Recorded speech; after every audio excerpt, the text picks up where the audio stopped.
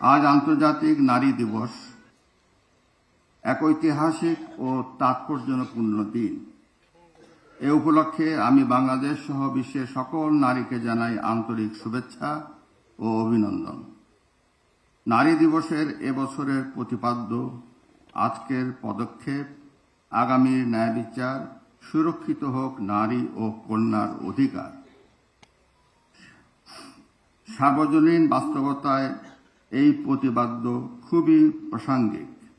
আমি আশা করি নারীর অধিকার ও ন্যায় বিচার নিশ্চিত করতে সরকার ও সংশ্লিষ্ট সবাই এখন কার্যকর পদক্ষেপ গ্রহণে সচেষ্ট হবেন।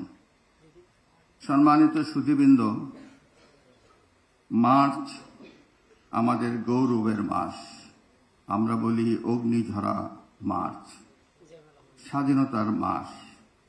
আমার বক্তব্যের শুরুতে আমি 1971 সালের মহান মুক্তিযুদ্ধের শহীদ বীর মুক্তিযোদ্ধাদের করি শ্রদ্ধা ভরে স্মরণ।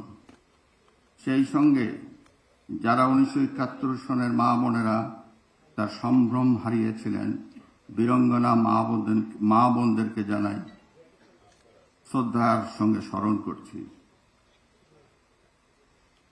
1971 মুক্তিযুদ্ধের ধারাবাহিকতায় অনেক আন্দোলন ও সংগ্রাম হয়েছে। সেই আন্দোলন ও সংগ্রামে অনেক শহীদ হয়েছেন অনেকে, তাদেরকেও জানাই আমার সশ্রদ্ধ অভিবাদন। 2024 সালে ছাত্র জনতার অভ্যুত্থানের মাধ্যমে গণতন্ত্র প্রতিষ্ঠার যে চেষ্টা করা হয়েছে, সেই গণতন্ত্র প্রতিষ্ঠার সংগ্রামে অনেক বীর যোদ্ধারা শহীদ হয়েছেন, তাদেরকেও আন্তরিকভাবে স্মরণ করছি, শ্রদ্ধার সঙ্গে স্মরণ করছি।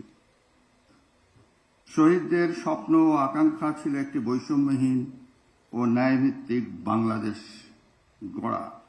সেই বাংলাদেশ প্রতিষ্ঠার মাধ্যমে আমরা দেশ এবং জনগণের জন্য শহীদদের আত্মত্যাগের প্রতিদান দেওয়ার চেষ্টা করে যাচ্ছি এবং করতে পারি। প্রিয় সুধী, বাংলাদেশের জনসংখ্যার অর্ধেকের বেশি নারী। এ বিশাল নারী শক্তিকে রাষ্ট্র ও সমাজের মূল ধারা থেকে দূরে রেখে জাতীয় অগ্রগতি ও সমৃদ্ধি কখনোই সম্ভব নয়।